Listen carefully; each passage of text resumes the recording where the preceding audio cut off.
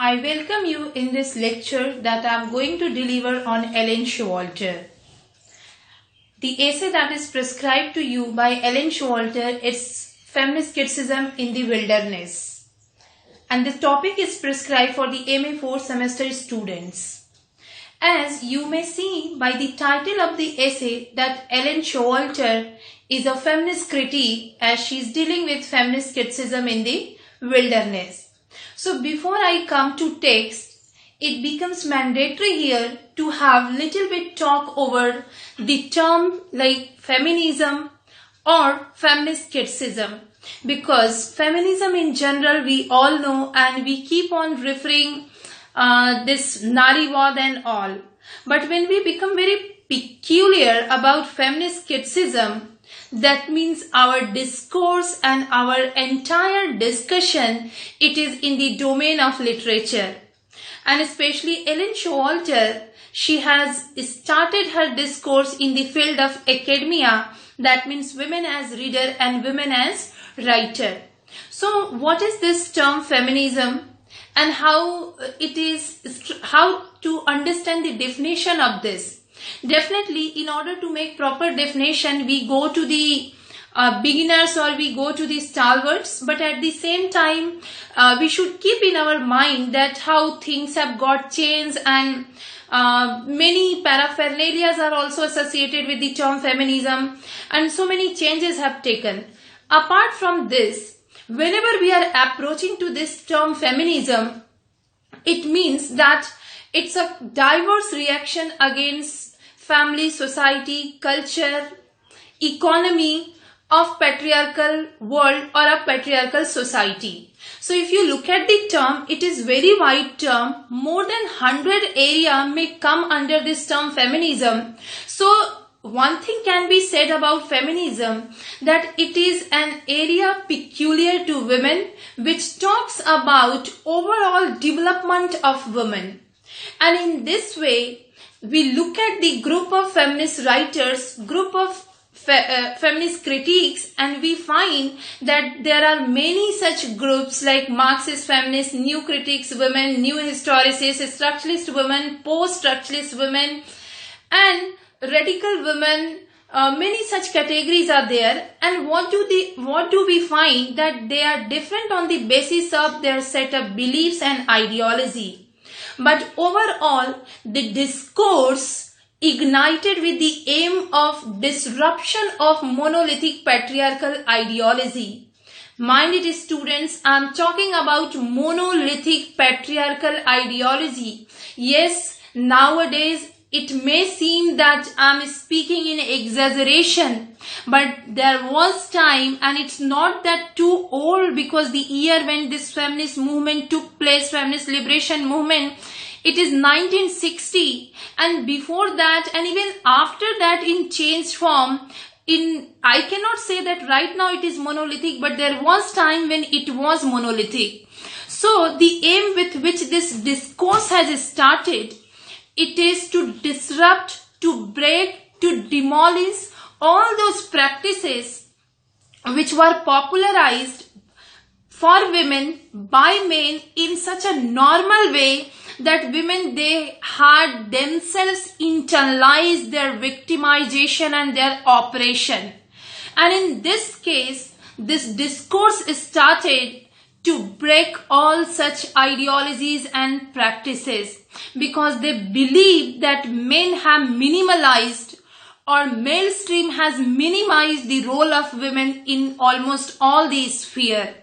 Now when we look at the term feminism, definitely it breaks the sexist notion, it attacks on misogynist, it attacks on all those entrenched notion of the society which are directly, indirectly sexist in nature, that means practiced against women, and the whole process is going against women.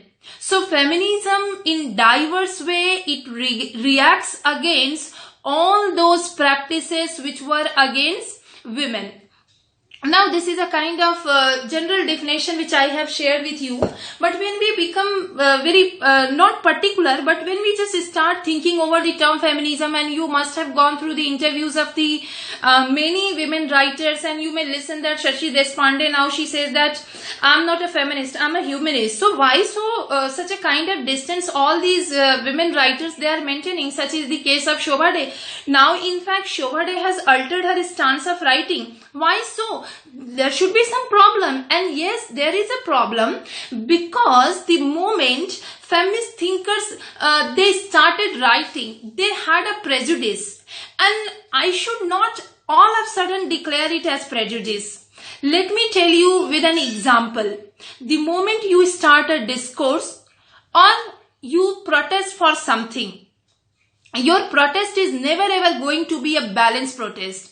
So, you know, from centuries and centuries, women, they were marginalized, they were not in mainstream, even means they were not in the category of the proletariat, because they were not realizing that men, they are bourgeois and we can be proletariat. They were not realizing this. So when it was going on for so long, and the moment women, they started realizing this, the protest that came out of them, it was like volcanic eruption.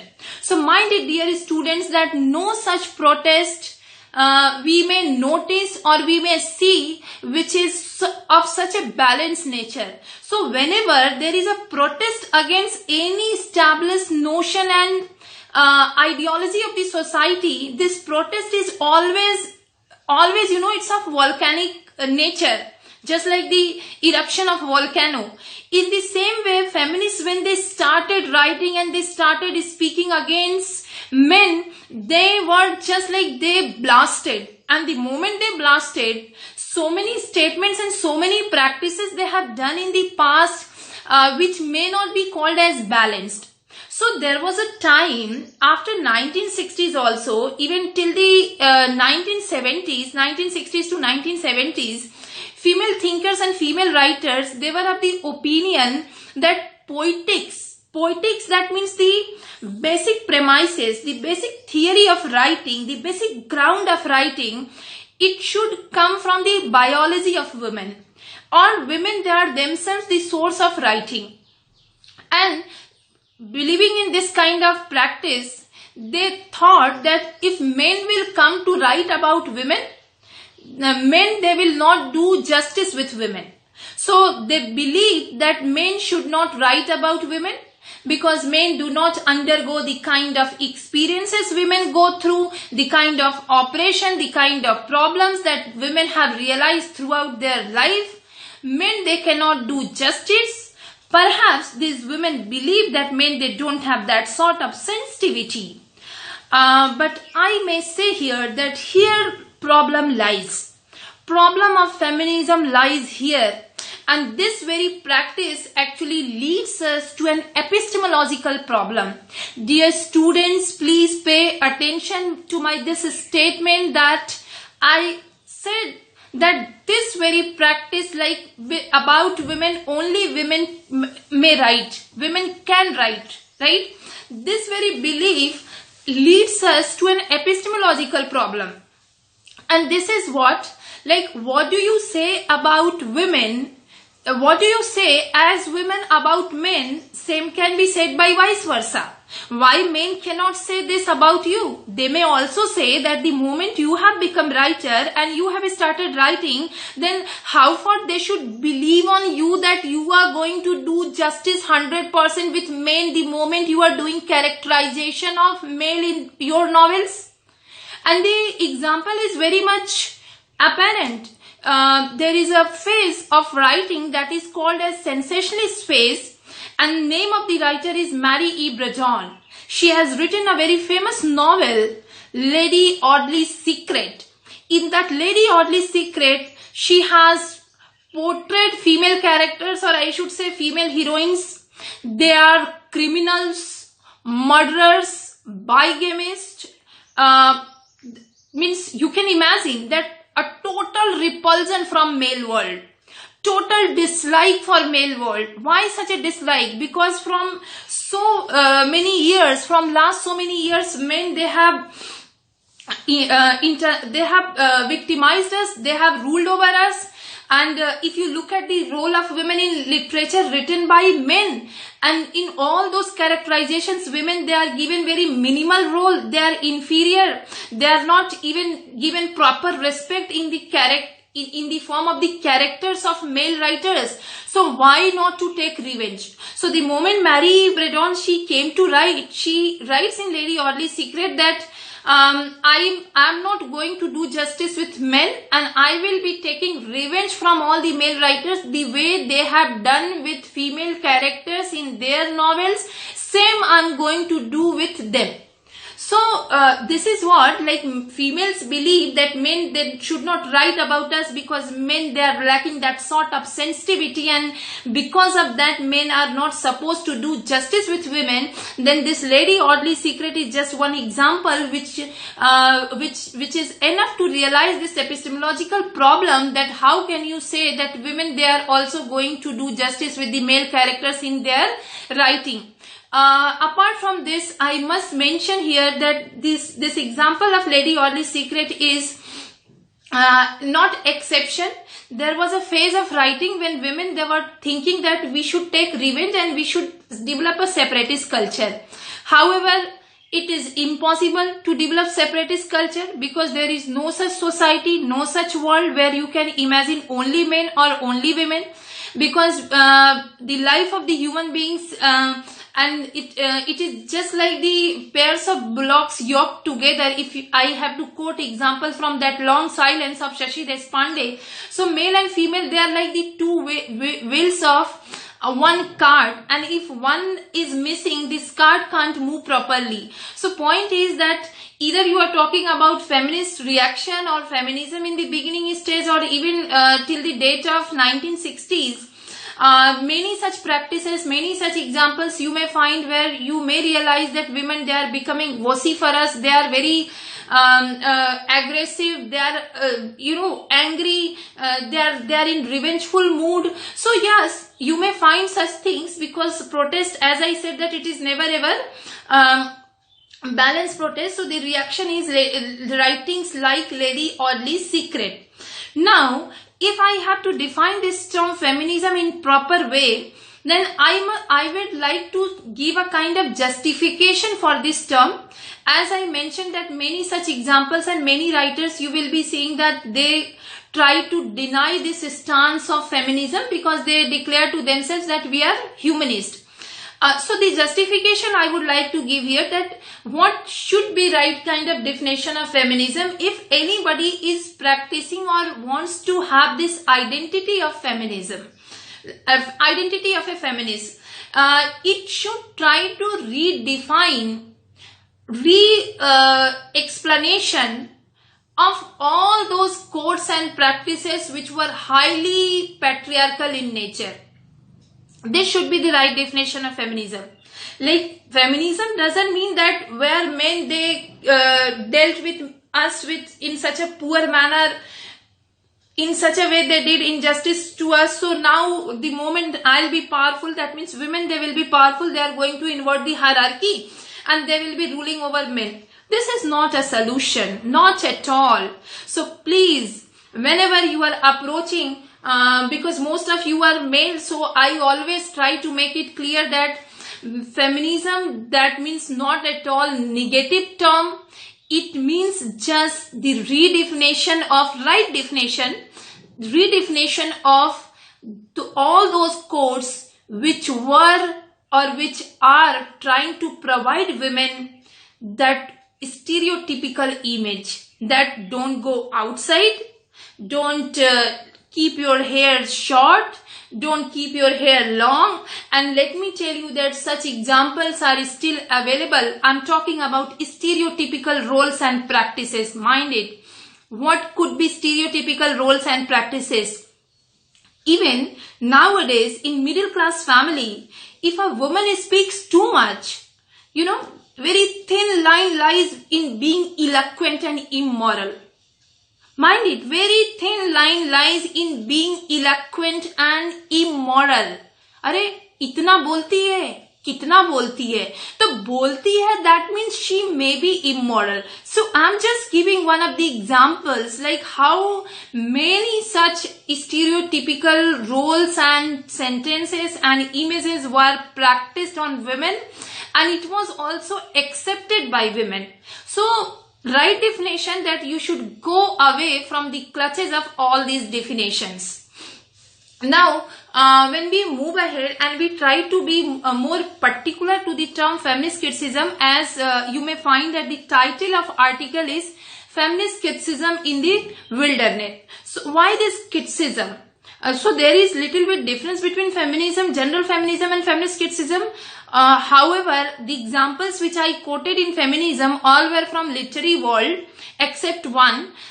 So when you are talking about criticism, you are talking about concerted efforts of all those women writers who were either involved in women liberation movement or from outside world also. That means in a planned way, in a strategic way, they felt this need that women, they should come in the domain of writing, and there should be a protest from the side of pen, because power of pen is most important. So all those women writers who started doing effort through their writing in order to demolish the androcentrism prevailing in the world of literature, entire literature.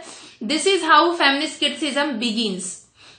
Now, keeping in mind your article, I would here talk about two categories of feminist criticism. One is Anglo-American feminist criticism, another is French feminist criticism. Dear students, don't get confused. You just turn your articles before seeing videos, and better that you keep your article in front of you, and then you will be able to correlate with my talk, because I am not speaking single word that is outside of your text, right? So two terms I am talking here: Anglo-American criticism, French feminist criticism. So there is another category also, British feminist criticism. But Elaine Showalter is mainly focusing upon these two categories, Anglo-American and French feminist criticism, because Showalter is herself from this Anglo-American group. So if you look at the Anglo-Americans' philosophy, what is their philosophy? In the initial till 1970s, Anglo-American feminist critics, they were developing towards separatist culture. Now, what is this separatist culture? Separatist culture, that means women, they were not allowing men for their entry in the world of women. Just as I mentioned in the definition, that men, they should not write about women, they cannot do justice with women. So when you are having this very thought, then you will not allow entrance of men in the domain of women. But this is not the case. You look at the John Stuart Mill, the subjection of women, and he has written very well for the women and for women, and many such examples you may find when you find like I think Robert Scholes, who is the greatest gender theorist. He's also a male. He's also writing for women. So many such examples we find. There is no set rule that men, they not at all, they cannot write about women. So Anglo-American till 1970s, they had this belief, they followed this idea that men, they are prohibited from entering into our world. Whereas when you come to French feminist criticism, and primarily Showalter quotes Hélène Cixous, Julia Kristeva and Louis Iragheri. So when she quotes them, she talks that how their principles, their basic theory is dependent upon Derridian philosophy, and if it is dependent upon Derridian philosophy, that means they are not interested in the sex of the author. Sex of the author, that means male or female. They are more interested in the text of the author. Like a text that has taken place it is more important than that who is the writer of this text and what is the biological stance of that writer, male has written or female has written. This was not the concern of French feminists. I hope you are not confused in the definition of Anglo-American and French feminist critiques. Anglo-American, I repeat here, that means they prohibited entrance of men. French feminist critiques, they were not concerned with the biological stance, with the sex of the author, rather they were more focused on the text of the author. When you are talking about Anglo-American feminist criticism and French feminist criticism, in both the cases, women, they are empowered in one or another way. I leave this definition here and I'll be discussing more, chronologically, that means paragraph wise, strategically your text. Okay. So there is a PPT that is available online. I'll send link to you in your WhatsApp group. And I have not made that PPT, to be very honest, but it is very good PPT through which just one points are mentioned there. And if you just go through that, it will be helpful to you in understanding my lecture also, because this text is dependent upon intertextuality, and intertextuality, that means interdependency of one discussion over another. So unless you know a creature feminine, you cannot understand gynocritics in right order, right? So this is the problem of the text, and very, very long text and very exhaustive text. Anyways, when we are talking about three terms, one is the feminism, another is female, and third one is femininity. Female or male, that is the matter of biology. You are female, you are male. Feminism is the political stance which you take. Like, what is the politics? Feminist or feminism? Feminist is noun, and feminism, the quality that a feminist takes upon himself or herself. So mind it, the politics of your ground, the political ground of your argument, the ism that you adopt, it is feminism, right? And femininity is all those cultural practices, gendrical role. That means you should wear this, you should eat this, you should worship like this, you should go on this time, you should come on this time. All these culturally defined roles and duties, it come in the category of femininity. So I made here clear three terms to you so that you will not get confused, that feminism is the political ground of battle upon which women, they stand and they do battle. It can be of post-structuralist nature and it can be of Anglo-American nature also. Femaleness is the matter of your sex identity, that means your biology, and femininity is the culturally defined role or responsibility that society has given you. So femininity is not a fixed structure. It keep on changing with the passage of time. So this is about your definitions of the term. In this lecture, I have tried to clear 3 to 4 things. What is feminism, feminist criticism, then 3 terms, how it is adopted differently, female, feminism and femininity, and then the basic difference between Anglo-American feminist criticism and French feminist criticism. So after giving this introductory lecture, I would like to take feminist criticism in the wilderness. And in my next lecture, I will upload this text, the discourse regarding this text that is called feminist criticism in the wilderness. If you have any query regarding these definitions, please, without any reluctance, you are invited for questions. Thank you.